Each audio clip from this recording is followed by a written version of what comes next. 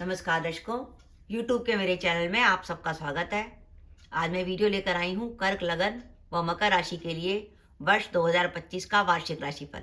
सबसे पहले आपको नववर्ष की बधाई कि वर्ष 2025 आपका शुभ जाए, आपकी मनोकामनाएं पूरी हों और माता रानी की कृपा आपके पूरे परिवार पर बनी रहे। अब हम सबसे पहले समझते हैं कि कर्क लगन व मकर राशि का क्या अर्थ है।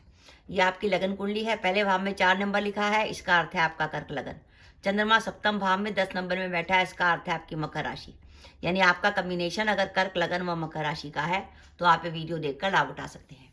अब हम सबसे पहले ग्रहों की स्थिति की बात करें तो कर्क लगन में वर्ष के आरंभ में शनि महाराज अष्टम में होंगे, लेकिन 29 मार्च 2025 को वो भाग्य भाव में चले जाएंगे मीन राशि में। राहु जो अभी तक मीन राशि में चल रहे थे वर्ष के आरंभ में, वो 30 मई को अष्टम में आ जाएंगे और केतु धन भाव में। वर्ष के आरंभ में कर्क लगन से देवगुरु बृहस्पति लाभ भाव में होंगे वृषभ राशि में। 14 मई से वो मिथुन राशि में चले जाएंगे द्वादश में और 20 अक्टूबर से कर्क राशि में आ जाएंगे लगन पर। मकर राशि में शनि महाराज अभी तक चल रहे थे कुटुंब के भाव में कुंभ राशि में। अब 29 मार्च 2025 को शनि महाराज आ जाएंगे मीन राशि में। 29 मार्च 2025 को जैसे ही शनि महाराज मीन राशि में आएंगे, मकर राशि की शनि की 7.5 खत्म हो जाएगी। राहु जो अभी तक मीन में चल रहे थे वो 30 मई को कुटुंब में आ जाएंगे और केतु अष्टम में। वर्ष के आरंभ में देवगुरु बृहस्पति पंचम में होंगे और 14 मई के बाद छठे भाव में और 20 अक्टूबर के बाद सप्तम में। ये ग्रहों की स्थिति है कर्क लगन व मकर राशि के लिए। देखिए, सबसे पहले संतोषजनक बात कि मकर राशि पर शनि की 7.5 खत्म हो जाएगी 29 मार्च 2025 को। अब शनि की 7.5 खत्म होने का अर्थ यह है कि कामों की बाधाएं दूर होंगी, कामों की गति तेज होगी और आपके पारिवारिक जीवन में, सामाजिक जीवन में, कैरियर में जो भी बाधाएं आ रही थी, मुश्किलें आ रही थी, वो काफी हद तक कम हो जाएंगी। अब हम देखते हैं कि वर्ष 2025 में आपके लिए क्या है। देखिए, वर्ष 2025 में अगर हम बात करें कि हमारे लिए वो कौन सा शुभ समय निकल कर आता है जब हमारी कैरियर से जुड़ी शुभ घटनाएं घट सकती हैं। दो शुभ समय निकल कर आते हैं आपके लिए वर्ष 2025 में। एक आता है 1 जनवरी से 13 मई तक और दूसरा आता है 20 अक्टूबर से 4 दिसंबर तक। ये वो समय होगा जब आपको कैरियर में नए अवसर मिल सकते हैं। इस समय आप जॉब बदल सकते हैं, वर्तमान जॉब में आपका प्रमोशन हो सकता है। साथ ही साथ इस वर्ष आपके ट्रांसफर की भी संभावना बनती है और अगर आप लंबे समय से विदेश जाने की सोच रहे थे तो इस वर्ष आपकी विदेश यात्रा हो सकती है। और इस वर्ष एक ध्यान रखिएगा, अगर आप जॉब ढूंढ रहे हो और आपको जॉब नहीं मिल रही तो आप स्थान परिवर्तन करिए, आपको फौरन लाभ मिलेगा और आपको जॉब मिल जाएगी। कई बार होता है हम जॉब ढूंढ रहे होते हैं पर उस जगह पर नहीं मिल पाती, लेकिन कुंडली में इस बार योग आ रहा है कि अगर आप जगह बदलेंगे तो आपको फौरन जॉब मिल जाएगी। तो इस प्रकार कैरियर में आपके लिए 2 समय हैं, 1 जनवरी से 13 मई और 20 अक्टूबर से 4 दिसंबर। वर्ष में एक समय ऐसा आएगा कि जब कार्यस्थल पर कुछ परेशानी महसूस होगी, काम की अधिकता होगी, उच्च अधिकारी नाराज हो सकते हैं। वो समय होगा 14 मई से 19 अक्टूबर। तो 14 मई से 19 अक्टूबर जो है वो कैरियर में सावधानी रखने का समय है। 14 मई से 19 अक्टूबर के बीच में जॉब मत बदलिएगा, जो जॉब कर रहे हैं उसे करते रहिए, व्यापार में जोखिम मत लीजिएगा। ये वो समय होगा जब आपको लगेगा कि कार्यस्थल पर कुछ परेशानी आ रही है, वर्कलोड बढ़ गया है, उच्च अधिकारी नाराज है, तो आपको सावधानी रखनी है कैरियर में 14 मई से लेकर 19 अक्टूबर। अगर आप लंबे समय से प्रॉपर्टी में निवेश करने की सोच रहे थे तो ये वर्ष प्रॉपर्टी में निवेश करने के लिए बहुत अच्छा है। जो अपने विवाह के इंतजार में थे उनका विवाह तय हो सकता है और जो दंपति संतान प्लान करना चाहते हैं वो इस वर्ष संतान प्लान कर सकते हैं। विद्यार्थियों के लिए वर्ष अच्छा जाने वाला है क्योंकि गुरु पंचम और नवम भाव को प्रभावित कर रहे हैं, तो आपका पढ़ने में मन लगेगा। अब इस वर्ष हमें सावधानी क्या रखनी है।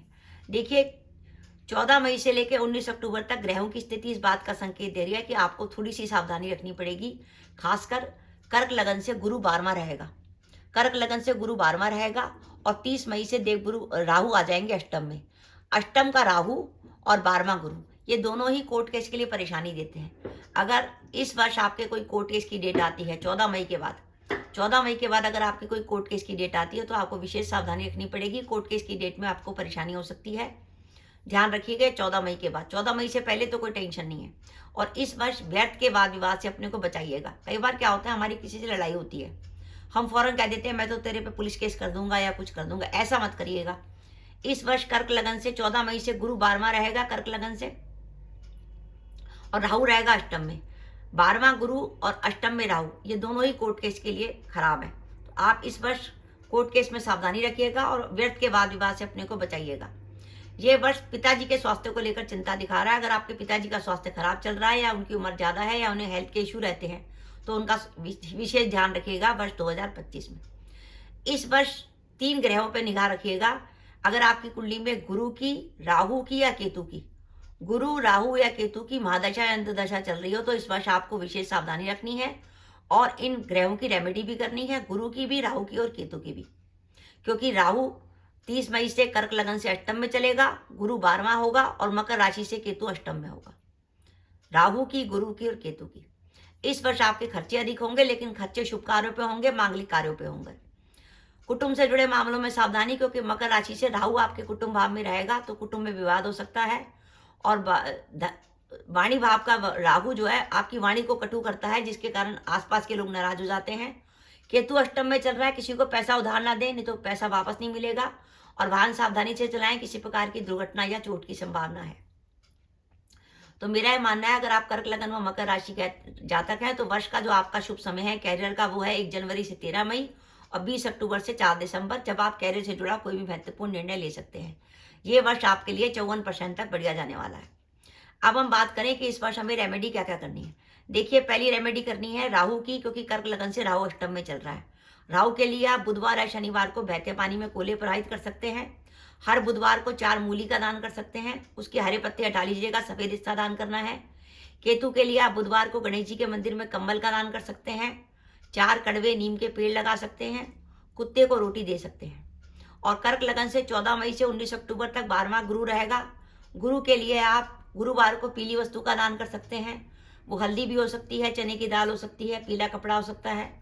रोज गाय को रोटी दीजिए और गुरुवार को भीगी हुई चने की दाल खिलाइए। तो आपको गुरु की, राहु और केतु तीनों की रेमेडी करनी है, अगर आप चाहते हैं कि इस वर्ष आपका कोई काम ना रुके। ध्यान रखिए, शनि की 7.5 खत्म हो चुकी है, ये तो तय है कि आपको रिलीफ मिलेगी, लेकिन तब भी कुंडली में गुरु 12वां चलेगा, राहु अष्टम में चलेगा और मकर राशि से केतु अष्टम में चलेगा। अगर आपकी कुंडली में गुरु की, राहु की या केतु की महादशा अंतदशा चल रही है तो आपको इस वर्ष थोड़ा संभल के चलना पड़ेगा, निर्णय सोच विचार के लेने पड़ेंगे और गुरु, राहु, केतु की रेमेडी जरूर करनी पड़ेगी। तो कर्क लगन व मकर राशि के लिए वर्ष 2025 54% तक बढ़िया जाने वाला है। तो दर्शकों, ये मेरा वीडियो था, आपको कैसा लगा प्लीज़ कमेंट बॉक्स में कमेंट करके बताइएगा। इसके साथ ही अगर आप मेरे चैनल पर पहली बार आए हैं और आपने मेरे चैनल को अभी तक सब्सक्राइब नहीं किया तो कृपया मेरा चैनल सब्सक्राइब कर दें, साथ ही बेल आइकन को भी दबा दें, जिससे जब भी मैं अपने वीडियो अपलोड करूँ उसके नोटिफिकेशन आपको मिल जाए और आप मेरा वीडियो देख सकें। इसके साथ ही नमस्कार दर्शकों, जय माता दी।